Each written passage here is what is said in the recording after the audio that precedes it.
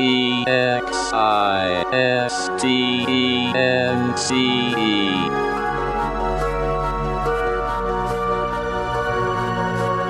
world filled with conflict, in a universe comprised of differences, there's one thing that absolutely everything shares in common. We all exist.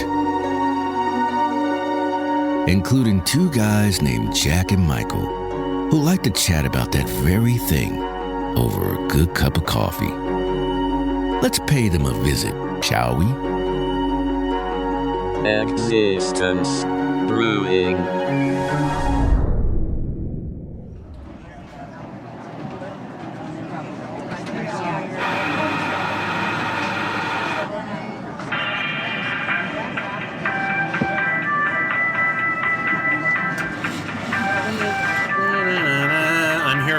I'm here first. That always worries me a little bit. I always wonder if Michael has gotten into some kind of trouble. He's overdue. Who said trouble? Who said trouble? I'm waiting for, sir. Oh, there he is. We're fine. Good. It's nice to meet you, sir. Thank you so much for consolation. There he is. Thanks for holding my spot over here in the corner. No problem. The only thing I can't hold for you is your water, so don't ask. Yes, thank you for that. What are you drinking today? Well, I could hold your water for you. You just have to order some and then, go somewhere else where you can't set it down. I'm drinking a Raz cranberry bubbly drink. Yeah, you brought that in from the outside, too. Yeah, They're the outside. They're not going to like that. No. I'll order two drinks, one for each of us. So I got something with spirulina just because I felt like saying spirulina today. So it's just like, yes, I'll have, I think I even said something with spirulina, and she filled in the blanks. Oh, I thought spirulina was the name of the lady who made it. Ooh, that's actually a good name for a child. Of all the things parents are naming their kids these days that don't make any sense. Right. Jessica's with 6 S's. And when are we going to get just ridiculous with that? You know, like Jessica, right? Like the name literally has 6 S's. Oh, or even symbols. Oh, yeah, glyphs. We could get into using some emojis. Yeah, so for me, the Hansen would be like just an octothorpe and then ANSEN. So and people are like, wow, that's awesome, man. I'm like, yeah, it's a little hash brown that's before my Anson. So it's hash brown Anson. Wow, this dude's got a hash brown before his name. That's awesome. Well, yeah, I always thought it was. I always thought, the hashtag. I always thought the names anymore seemed so made up, but I think every generation maybe feels like the new names are made up. Well, we talked about this before. Parents that have no business being clever, sitting down and thinking that they're clever with their children's names, and the next thing you know, I mean, Eunice is born, but it's not EUNICE like the traditional spelling. It's EWEAUXNY. It's like, give me a fucking break already with the spelling of these kids' names. I mean, just spell it a normal way so we can all move through life. I mean, what's in a name? Names are only so important, and I've always felt like you should be able to just change your name anyway. Like when you arrive maybe at a certain age in puberty or maybe even prepubescent, you kind of figured out what fits you. So if your parents fucked up and named you Ryan and really you're a Maxwell, you can just say, Ryan is dead. I am Maxwell. And it's like, okay, cool. The kid wants to be Maxwell. We're changing his name. And it's no big deal. He's not anchored to what his parents named him. Some people are weird. Like my ex-wife and my brother, they share a lot of the same weirdo stuff in their brains.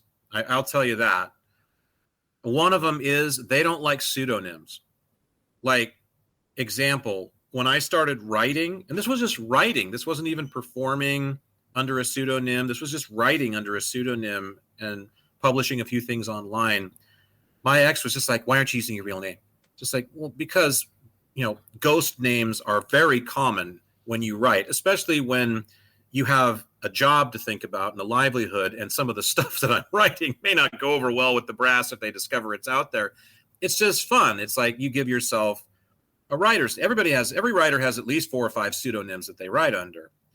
I don't like that. You shouldn't do that. Just use your name. It weirds me out. I was like, well, it's really too bad for you. And but why? Like, why does it weird you out? I think it's free and expressive, and it allows you to be different people and kind of maybe even assume a slightly different persona when you're tapping on the keys. But there's nothing weird about it. Oh, I don't like it. And then my brother, his beef was he has this very unusual middle name that he's quite proud of having been bestowed with by my folks. What is it? It's Rye, R-Y-E, which he went on to name one of his kids too, by the way. So I have a nephew that's of the same first name. And it is an interesting and unusual. I've always liked his middle name. It's very cool. So I got a very sort of blasé middle name. That's actually where Jack is derived from, is my middle name, actually. That's not my given first name, but my middle name is a derivative of or I should say, the name that I'm known as for the podcast, for example, is a derivation of my given middle name, which is just a blasé plain. It was named after my uncle. So I didn't like it. He was murdered when I was in 4th grade, and that kind of freaked me out a little bit. And I almost felt like, strangely enough, the way backwards thinking that I do, in order to kind of honor him, instead of going on using his middle name, I would retire it and become something vastly more interesting. So right around that time, I said I wanted my middle name to be Xavier. So this happened at a time when you were not given a social security number at birth, and I was only in 4th grade. So I had no identification yet that said what my middle name, my given middle name, really is. And so when it came time to get all of that, driver's license, permit, driver's license, social security number, when I went to work later on as a teenager, it all said Xavier. And my brother hated that. He was just like, nah, your name is what your name is. You don't get to just pick some fancy middle name. I was given the cool middle name, not you. And he's freaked out. So some people don't like pseudonyms because they're just stuck in some bizarre place in their mind where you shouldn't be allowed to call yourself something you identify with. And I always felt like that was very limiting, because I've always really rued the day that I chose to stay with my given name for radio when I got into radio, because they told me when I got into FM radio. On the AM, they're like, whatever. Posted this little mini show on the weekend nobody cared about. But when I got on the FM and started jockeying, as they say, disc jockeying, they said, all right, this is your one chance to change your name to something else if you want to be known as something else. Do you want to be known as something else? Because otherwise, this is it. It's going to stick forever. And I said, no, I'll just go with my name. Your last chance. I have rued that moment that I wasn't Rod Steele or something like that for the rest of my life. I wish I had gone with something different. But, oh well, here we are. So we were talking not too long ago about this article that just came out in the Wall Street Journal titled The Pentagon-Fueled UFO Mythology, and tried to cover it up. And this is the first in a 2-part series where when we first kind of shared this article, I think we were both kind of on the same wavelength. But what was your first reaction to seeing this? Well, for setup, we should probably let folks know about what the article entailed, and you can probably detail that a little better, because they went into 2, as I recall, it was 2 pretty prominently known instances of UFO, sightings / experiencers, those sorts of things. And they basically said, oh, no, it wasn't what it's been dubbed by all the researchers over the years, or what a lot of people who are, into ufology think that they conjecture that it is. It was actually us. We were behind it, meaning the military, the government. Yeah. The one I remember was the Malmstrom Air Force Base incident from near Great Falls, Montana, at the nuclear missile silo in the 60s, when this giant red glowing object shows up outside the gates, and the guards are freaking the fuck out and saying, control, we have a problem out here and it's growing. It's just like, it's like a big canker that's like glowing up in the sky. It's coming out. That was like your worst nightmare for syphilis. It's like, it's visible and it's there in the sky. So, and the bigger problem was, of course, was that it was messing with the nukes that were in the silos. It was taking them offline and doing some trickery with they lost control basically of their warheads and missiles for several minutes at least, from what we were told. It could have been even longer from what we know, because NORAD doesn't like to admit to a lot of things that went wrong. Look at the movie War Games. They had to make that, just to choke on the incident that inspired that happened about 5 years prior in the late 70s. So there was that incident, which, that's probably not ubiquitously known in the world too well. I mean, you have to be a little bit interested in ufology to know about that, but it's fairly well known. And they said, oh no, that was us, because at the time wasn't it something about, well, there were concerns that our warheads, the computer circuitry that ran our warheads, could be compromised by some kind of a static weapon. And so we tested it on our people without telling them, because that just made perfect sense, right? Yeah. Because that's how you do a controlled experiment. And I guess you're right. We probably should kind of back up a little and just kind of tee it up. I mean, essentially, the summary of the story was that the Pentagon was using the UFOs as a smokescreen to then try and cover up covert tech that was going on in the Groom Lake area. And that was kind of the other one. Yeah, and I think that, like, it kind of started the article with this idea that there was this colonel that walked into a local bar. It sounds like good joke. It was Rachel, Nevada. It's the little alien cafe. It's very. Yeah. I've been there actually on the extraterrestrial highway 395 in Nevada. So I've seen it for myself. And he was supposed to have walked in there and really started the modern UFO phenomenon, the interest in it. And it was always out there, but he really touched off the cornerstone of the new era of it by purposefully sitting down and saying he'd seen these things. He had some photographs, and he basically got up from his French fries and coffee and walked out the door. And the next thing you know, the world, like Coast to Coast AM was born, and Whitley Strieber started writing books, and he started all of this. Yeah, that's the way they made it sound. It's like a joke. So a colonel walks into a bar, and he leaves the top secret photos, and then he finishes his drink and walks out. But no, exactly. And so then it starts to kind of summarize the Sean Kirkpatrick and his involvement as the director of Arrow and what Arrow is and really their objectives to kind of collect data on sightings. And, it was very interesting from the standpoint of it did a lot to try and kind of make everything that we've kind of discussed so far as to the congressional hearings that have taken place regarding UAPs and the phenomenon and the push for government transparency, and then kind of basically say, oh yeah, all that stuff, yeah, that was us. Yeah, we were behind that. On the fly, I would call it something on order of like categorical summary. Yeah, right. And what it reminds me of is the crop circle phenomenon. How they essentially just sat down, again, the powers that are invested in lying, because if word of what the technologies largely that are attached to, see, that's the thing. They don't really care about the biological presence of other entities being known. They don't give a shit about that. They're not trying to protect us from the knowledge that, aliens are real and there's living beings that are sentient and we've got that figured out already for ourselves. They're not trying to protect the world's theologies from crumbling. They don't give a fuck about that. They care about their money. They care about their bottom line. And so as a result, it's one thing after another that has to be spun to protect us from knowing about the technologies that are attached to these phenomena. So it's not the biology that's attached to them universally. It's the technologies that they bring with them in order to arrive here that are the problem. Because if it leaks out, because the question is going to be natural, how are they getting here?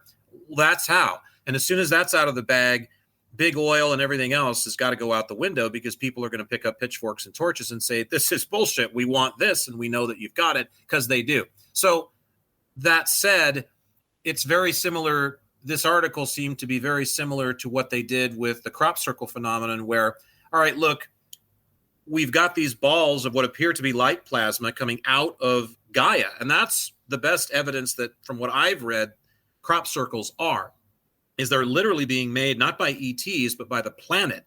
The planet is sending messages herself to say, please stop hurting me. Because how would a planet communicate with you if she didn't want to unleash an unnecessary megathrust earthquake or a supervolcano to rid herself of the rash that is humanity on her backside right now, that's growing every day in the Industrial Revolution cycle in third world countries like China, for example.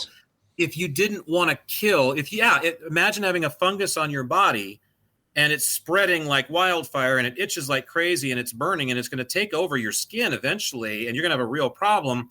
And that's the earth. But you don't want to hurt the fungus because you're just that empathetic. You want to host the fungus and you want it to thrive, but you know there's a way that it can work symbiotically with you so that you actually thrive too as a result of its presence. But instead, it's tapping you for your resources and it's killing you slowly. So that's the relationship that human beings have established with the planet. And so the crop circle phenomenon, the best evidence is that it goes back to that theory, and that these are balls of some kind of light plasma that are coming out and making these messages in cornfields, these cryptic pictograms and things for us to interpret, to say, okay, we got to lay off Gaia. She's hurting, and we need to stop all of these things that we're doing to her surface and to her innards and all these ways that we're pilfering her. Well, they didn't like that, of course, because, again, that's bad for business. So we can't sit down and say, well, we've actually done studies and it's the Earth, and the Earth is upset with us because we're hurting her. That doesn't go over well if you're McDonnell Douglas or if you're Boeing or if you're Microsoft, or pick your company that makes billions of dollars every year. Not good for business. So we got to come up with something to just rid ourselves of this. I know two guys all over the world flying around just in their spare time with a board and a lever and their feet, pair of good sturdy work boots, like the Jetsons. Made all of these. Yeah, right. Made all of these. Well, and that's the line. And so I feel it's tantamount to that in some ways, that it's like you said, one secret agent walks into a bar in Rachel, Nevada, right. Boom. And then it explains everything that comes after it. It's a lie. It's another lie off of another lie to get a few people falling off to say, oh, look, I told you it was them all along. Well, and then it goes into kind of some of the research that our friends at Arrow did on, of course, our government taxpayer dime. And they discovered that there was a bit of a bizarre Air Force hazing ritual that was involved, because, we've got Congress that is starting to say, if there's anybody out there that has worked on these programs, or if there's government contractors that have been held to these non-disclosure agreements, they need to come forward, and we want to try to better understand this phenomenon. Well, so they do the old weather balloon routine on us, right? First, it was a colonel walking into a bar. Now it's the weather balloon routine, and they say that it was part of a Air Force hazing ritual where the officers were told that the program they were joining, dubbed Yankee Blue, was part of an effort to reverse engineer the technology on a craft, and they were told to never mention it again, and that essentially it had started back in the 60s. But then it continued well into the about 2 years ago, apparently. And so now they're saying that, well, anybody who, they're kind of covering their tracks, saying, well, anybody who comes forward and says that they were part of this program is actually really just part of this hazing ritual. Well, and Roswell has so many layers to that rotting onion too. Because first it was a UFO for less than a day. So for about 18 hours or so in the New Mexico newspaper, it was a UFO. And then suddenly it wasn't a UFO, it was a weather balloon. And then years later, when more inquiries were made and the public still wanted answers, they said it was a super secret weather balloon. And then years later, with Roswell, the final report, it was a double super above top secret weather balloon. So they never changed the weather balloon story. They just kept upping the ante on how special the balloon really was. So it was the same lie that just kept spreading. And of course, they got their wish, because in that period of time, most of the witnesses and most of the people who were involved militarily even either died or their memory escaped them, or they could easily be, probably discredited because, well, Colonel Marcellus is 80 years old, the mind goes at that point. He's not going to remember anything clearly after 50 years or, all those kinds of things. And I would just, again, if it walks like a duck and quacks like a duck, it's a duck, even in the military under all of this high-ranking secrecy. Think about it. So you're telling me, go back to the Malmstrom, because that to me is like the thing with the spy walks into the bar in Rachel, Nevada, leaves some photos, and the next thing you know, they're hanging on the wall and people are paying $18 for green ketchup with their fries at this place. And it's just becoming a phenomenon. That's ludicrous enough. But think about the setup that they're asking us to buy with the Malmstrom Air Force Base nuke scenario. Okay, so you're telling me that this project had to have been pulled off by somebody. Somebody had to have made this thing, this glowing. Oh, you're talking about the electromagnetic pulse? Yeah. Somebody had to have been responsible. There had to have been at least a few guys working on that, right? You have to work on building it. You have to work on deploying it. You have to work on all of the schematics based on how you're going to get to that point. And then once it's actually lit up outside of an actual nuclear base that is yours, essentially. So and not only yours, but actually has nuclear weapons in the silo. A live nuclear warhead in the silo. Then you have to do all of the post research too. You have to go in and say, okay, well, this is what happened. And then, okay, how many people do you think that took to make happen? At least a dozen, probably more like 4 or 5 dozen, I would think. So you're telling me that nobody, up until just this one blurb in the Wall Street Journal, suddenly, nobody ever came forward to say, I worked on this project, I can explain this. This whole business about ETs coming down and fucking with our nukes, it's not true because I was in this above top secret project and I'm Gus Shrimpton and I was an engineer, and you can look up all. Come on. So now we're supposed to believe that there are pockets of the covert dark ops, call it whatever you want, that are so secret that they don't even self-acknowledge. They're almost sort of organic, and they spring up and these projects just happen. And then there's just nothing until years later when they say, well, it was us. It just seems it's too convenient. It's not true. And they love their secret projects. See, that's the thing. All of this stuff is layered in one strata after another of secret projects. This is a secret, the secret. And there are people that are involved in these things, real, actual people who are privy to whatever these secrets or the purpose of these secrets is eventually supposed to be.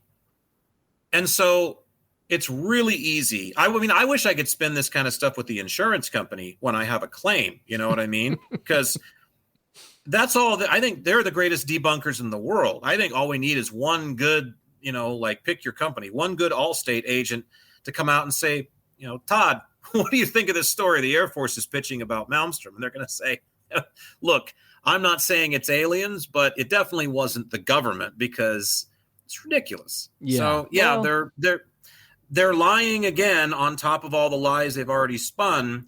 And so what do you do on the backside of that? That's the next question. The answer is, why are they lying about this now?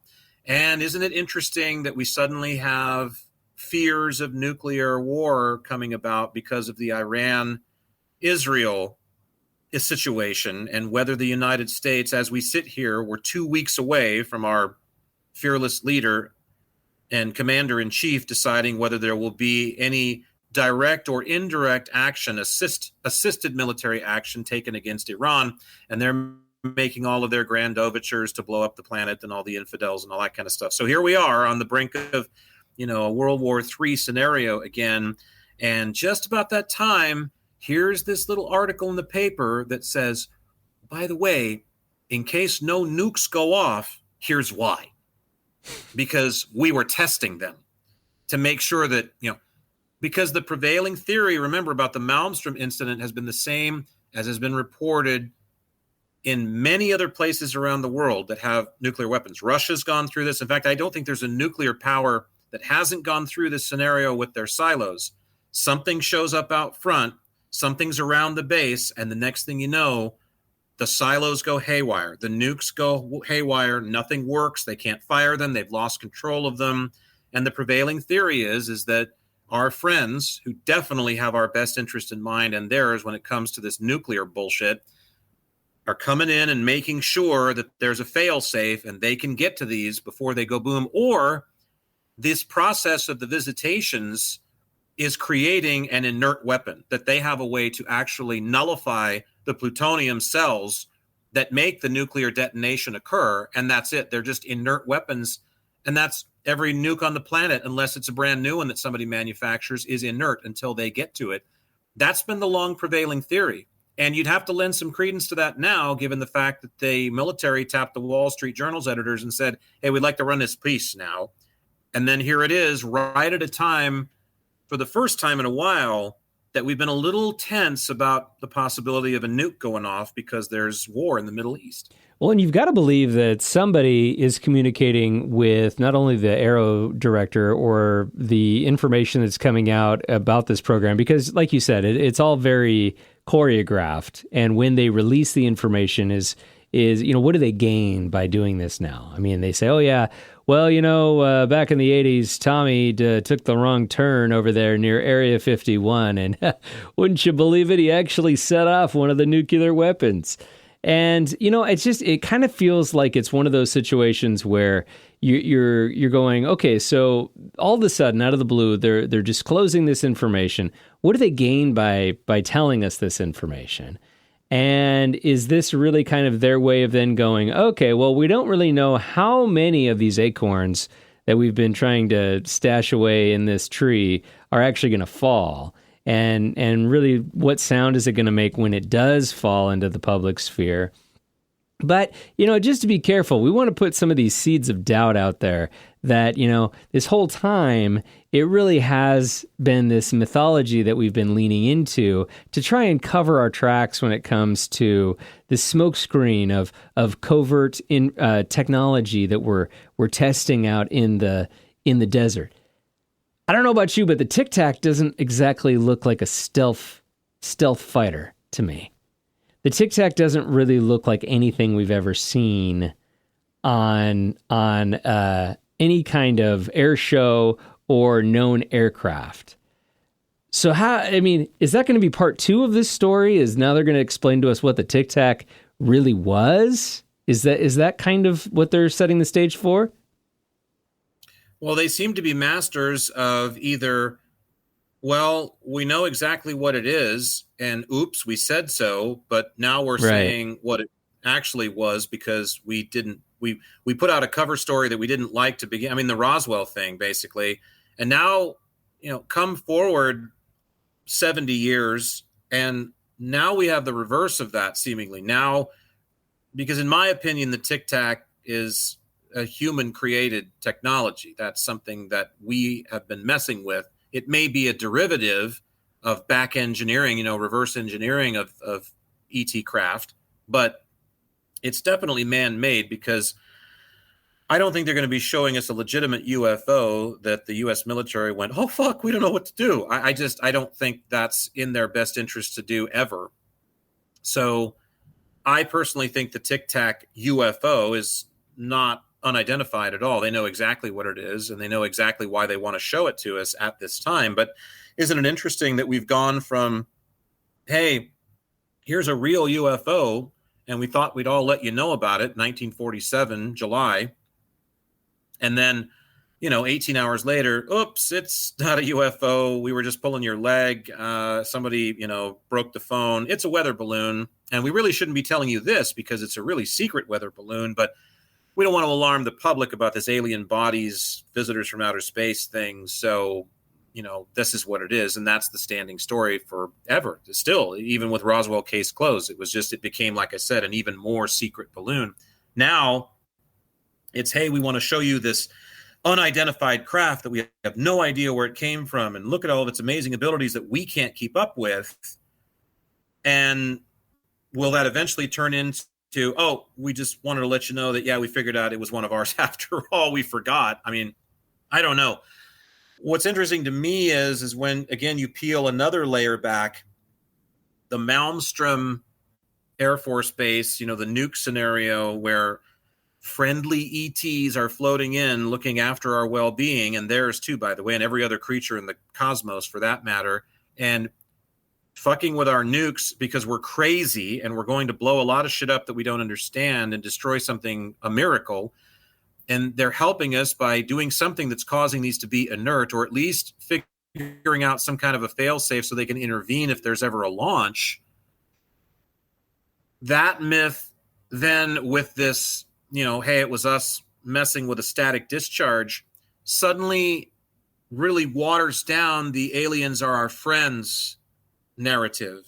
And I would think so does this, here's this thing, we don't know what it is in our airspace, and it's messing with us quite obviously, going fast and teasing our fighter jets. And, that also really tends to water down the aliens are our friend narrative.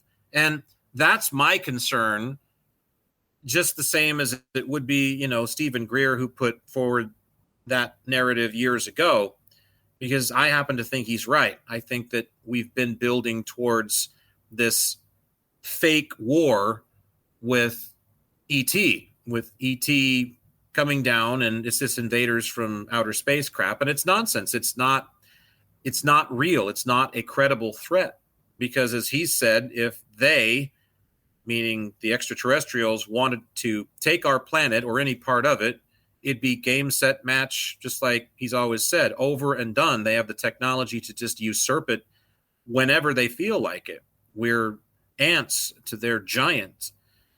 And we haven't seen any evidence of that at all. So it doesn't make any sense. And I think that, all of this is being done to protect the bottom lines of the very, very, very, very few that sit on the crust and control most of the world's resources and this money thing. So I think you got to remember, it always goes back to that at the end of the day. And having hostiles from outer space is a plus in this narrative. In fact, it may be the end game in some ways. But I think the Malmstrom one is particularly interesting to me. Like I said, the Roswell thing, the Area 51 thing, I should say, that's peculiar with the whole, a guy walks into a bar. But the Malmstrom one is even more interesting to me, why they would select that incident, which is very well known in ufological terms, why they would select that to say, this is what it was. It had nothing to do with ET, especially right now with all these nuclear fears building from the Middle Eastern conflict. That's an interesting one to me, because it has been, in August, it will have been 80 years since a nuke went off for any military purposes. There's only ever been 2 dropped in the history of the modern world, at least. You could look back at the Mahabharata and say that there have been wars of a nuclear variety before, but, there's only been 2 in modern history, and they were only done a few days apart, almost 80 years ago this August in Besides Japan. the tests, right. To end a war. Lots of tests, but for military purposes, for offensive military purposes, those were the only 2, Hiroshima and Nagasaki. None since then. And even though there was a pissing contest during the Cold War between the Soviets and the U.S., you still don't build these weapons to just sit on and look at and go, oh, look how nice they're weapons. You build them to go off. You don't build a bomb to look at it. Eventually it goes boom. So it's been 8 decades since one of those has gone kaboom. And I almost feel like, I mean, overdue. I don't want to think of it that way, but it just seems interesting to me that you live in a world where there's thousands of these things. Most of them belong to the Russians and the United States, of course, but you just have that many, and they just, for offensive military purposes, they just haven't been launched. I think we've definitely grown to understand the ramifications of those weapons since we dropped a couple of them. But is that enough to stop human beings from doing it? Of course not, because human beings are crazy, especially those that are militant and that are in positions to be able to fire them to melt women and children and people of different, colors, races, and creeds and nations that they don't align with. I mean, it's war. So, and yeah, you're right. I mean, there's 12,241 warheads, plus or minus.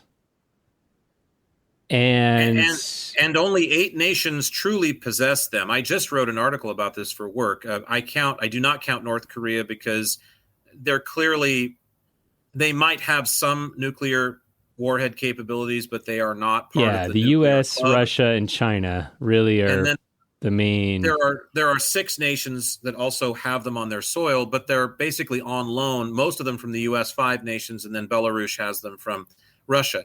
So there's really only 8 nations that have nuclear warheads that possess them and control them consistently. And even Israel has never admitted to having them, and India and Pakistan have not either openly, but we know that all 3 do possess them. Yeah, no, Israel, Pakistan, India, the UK, France, China. What do you think that lease looks like on a nuclear warhead? Well, it's for strategic purposes, United States isn't going to say, hey, how about taking a couple of these nukes off our hands? It's a strategic positioning. They don't give them the keys. If I'm remembering my list correctly, all of these are European countries. It's the Netherlands, Belgium, Italy, and Turkey. And I may be missing one other one that has weapons on their soil that are U.S. They're on loan from the U.S. basically. It's a handshake to put them there. And then, like I said, Belarus used to have their own arsenal. They don't any longer. The weapons they do have apparently are from Russia. From a handshake according to our friends at Google AI, Russia possesses, so this is in their control, 4,309 nuclear weapons. The United States possesses 3,700. China 600, France 290, the United Kingdom 225, India 180, Pakistan 170, Israel 90, and North Korea about 50. Which is debatable. Yeah. There's been mounting evidence that their nuclear capabilities are getting stronger, but most experts still say they're not part of the nuclear club as it stands today. But I guess my point is that 12,000, over 12,000 nuclear warheads floating around in the world. And I know they're not floating, but let's just say they are. Okay. So they're out there, they're sitting in a field somewhere, they're sitting in a silo somewhere. And at one point, there never is some kind of an altercation or any kind of, miscalculation of where one of these things is going or where this thing is sitting or who has the keys to this one. I mean, I guess my point is that this Arrow revelation really kind of cuts to the bone of how simplistic some of these facilities are. And even though Maelstrom, when did that take place? Was that back in the 80s? I want to say it was 66. Oh, okay. It was in the 60s. It was the 60s, yeah. So it was old technology. And I mean, I guess the point being is it's like, even if they were in control, which I think is kind of why some of this smokescreen is coming out, it's this illusion of control and safety and, we're the ones driving the ship kind of mentality. Even if they were in control, I mean, what kind of a conversation is that at the White House where it's like, hey, Mr. President, we're going to do a test and we're going to try to make these nuclear weapons simulate as if they're involved in some kind of magnetic interference. We're not going to tell any of the operators that we're about to do this, and we're not going to tell any of the personnel on site. We're just going to kind of show up and flip the switch and see what happens. I mean, what kind of a conversation is that?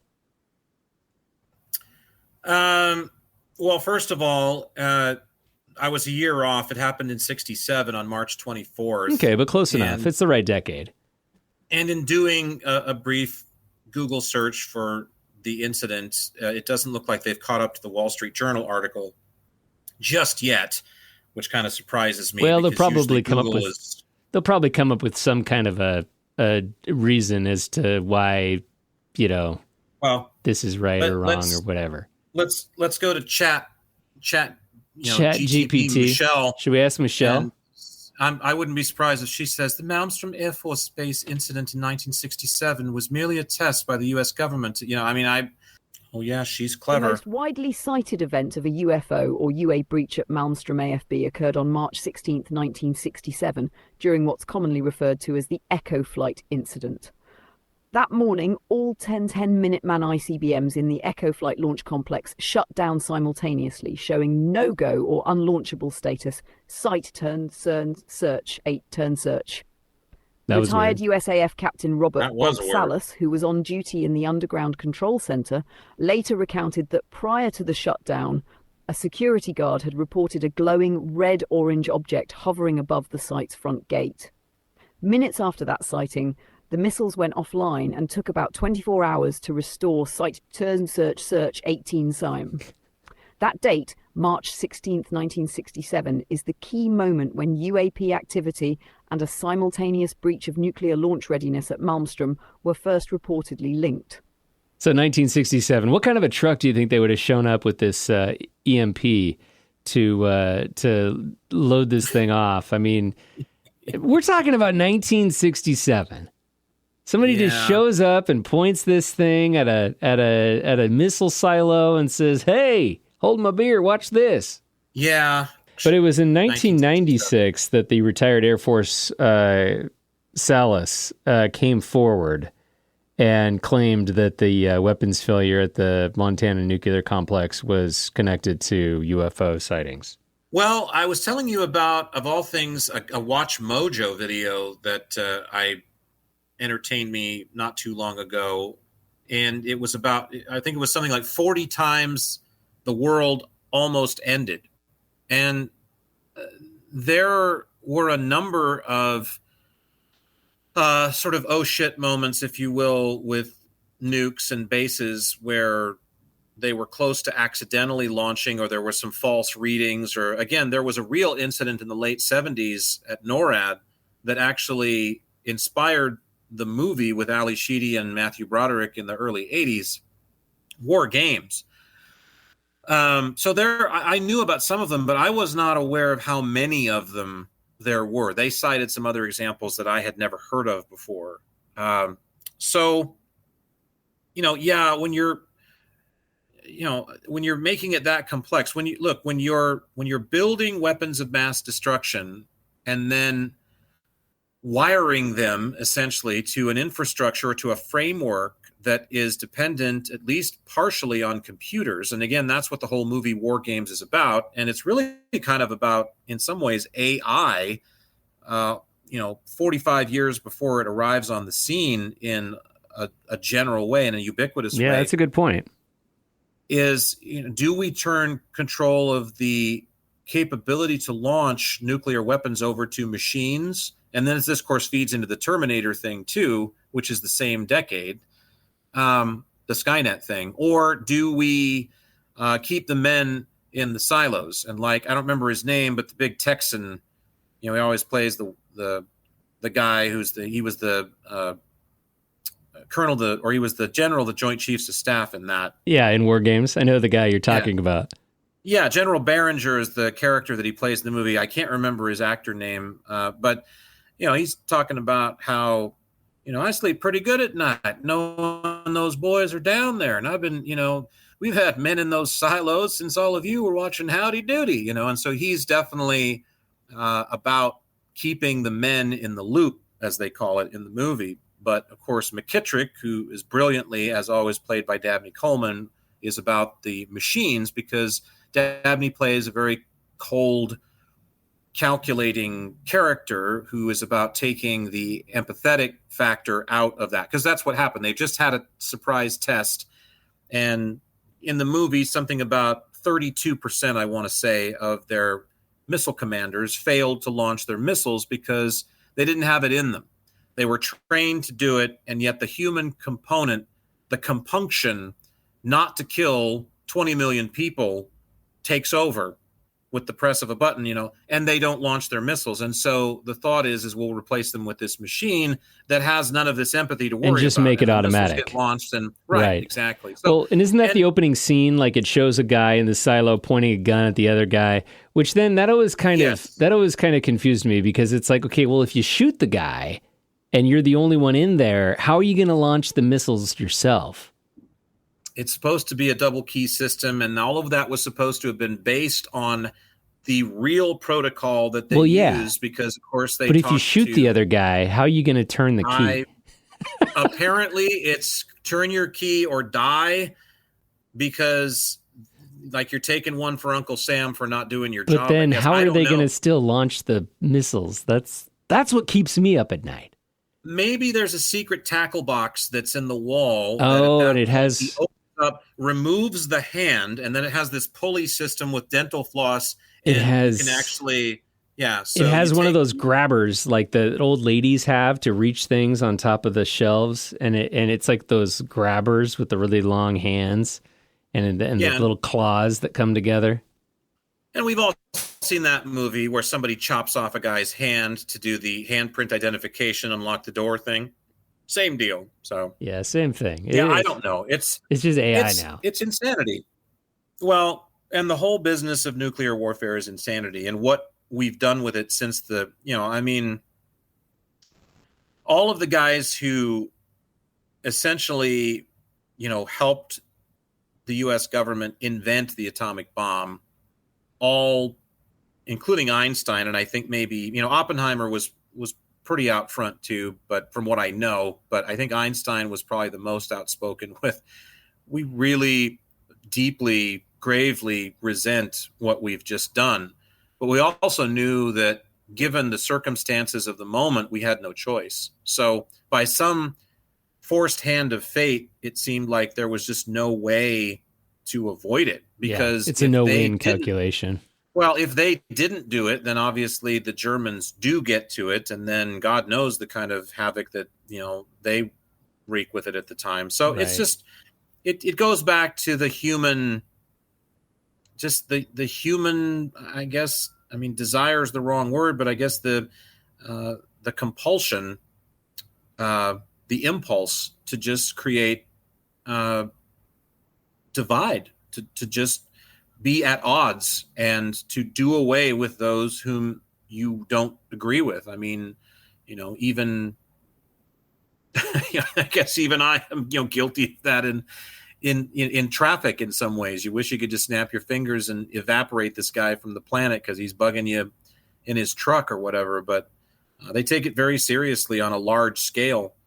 And what it is they're defending, again, in my opinion, has nothing to do with freedom or democracy, or it has to do with the bottom lines of the very wealthy that run it all. And if freedom or any of those other wonderful ideologies are in the framework, well, then they're secondary or third or fourth, or they're a trickle down. It's done to keep the people that are already in power. And that also is a human impulse to be in control of other people, because we can't possibly allow other people to just do what they want to do, because they'll run amok and not do what we want them to. So, you can get philosophical about it pretty quickly if you're me. You know what? I think just to kind of put this article to bed, I'd like to say that I think what's going to really happen, and I know this is kind of fortune telling on my part, but we've talked a lot about what is disclosure. Well, what is at the end of this this disclosure. And I think that what's going to really happen, and I know I'm going out on a limb here, but what's going to really happen is we're going to find out who the people really are in the silos. And I think it's going to sound something like this. Yeah, what's gonna happen if this plan don't work, eh? The old man will boot us out of the house. We'll have no place to sleep. Yeah, I could live in this van, eh? I don't need no Take place. off. You need money to live or you'll starve. It's going to be the Mackenzie This plan brothers. sucks. I ain't going in. You are too. I'll tell the old man you gave away his beer money. Okay, you well- boss me around. I certainly hope so, because I think they don't have it in them to push the buttons themselves. We're going to find Yeah, out that the Mackenzie brothers were behind the drones. The Mackenzie brothers were behind the UAP phenomenon. It was everything.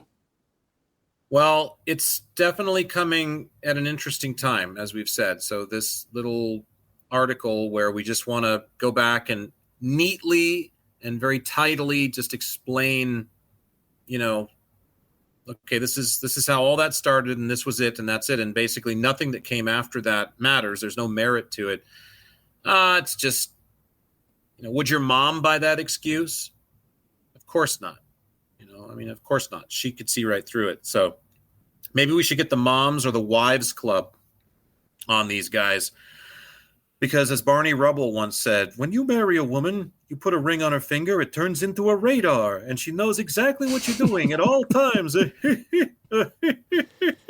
So you mean to tell me that a mouse inside a beer bottle doesn't get you free beer?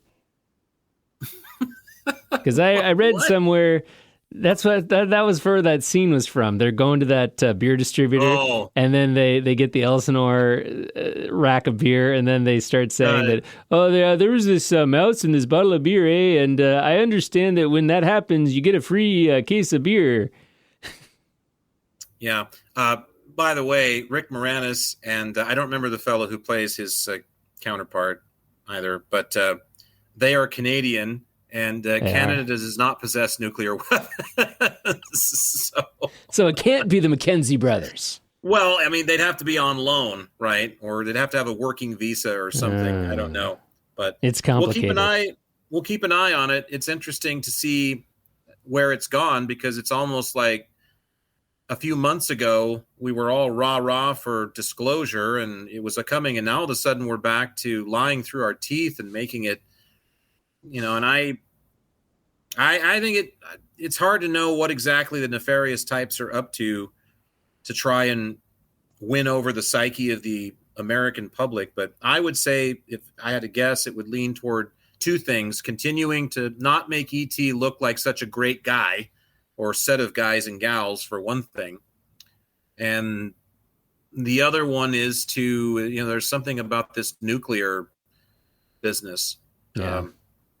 Because to bring the Malmstrom incident into it is that's an interesting one to me to select. But I guess we'll see. It's nice to know that we live in a world where you can't trust anything that your government tells you. Anything. That's pretty much where we're at. You can't trust anything that is said to you. Well, I think the only thing that we've gotten to that's actually bedrock is maybe that statement right there. I would hope that's a credo that all of our listeners live by. You can't trust anything that the government tells you. Now, that doesn't mean that what they are telling you isn't, in fact, in the most tangible of terms, true, that it absolutely, but you can't trust that it is. And that's like being married to Warren Beatty, the man who claims to have slept with 10,000 women. Well, that's, if you do the math, that's like several a day at lunch, and that takes a lot out of a fellow, if you ask me. So either that's a super lie, or even if it's not, he can't be trusted. So I don't know. Maybe that's the next big lie: is Warren Beatty has been in charge of all these secret programs since the beginning, and all he insisted on was 10,000 women to sleep with, so he could pull it off.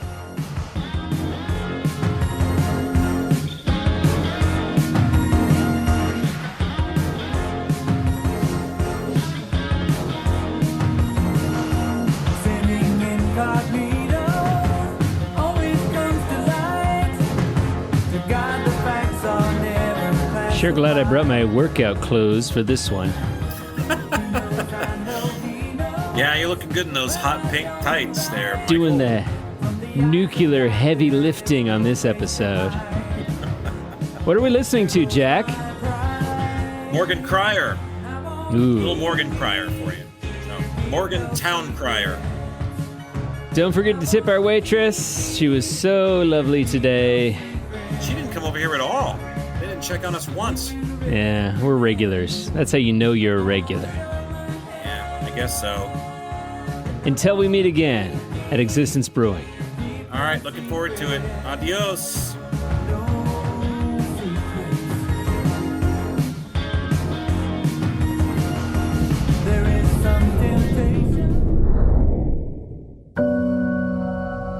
Well, it looks like Jack and Michael have finished up their latest chat about all things existence. But if anything they said got your own Existence brewing, be sure and catch their other talks at existencebrewing.com and drop them an email to share your thoughts using contact@existencebrewing.com. Existence Brewing.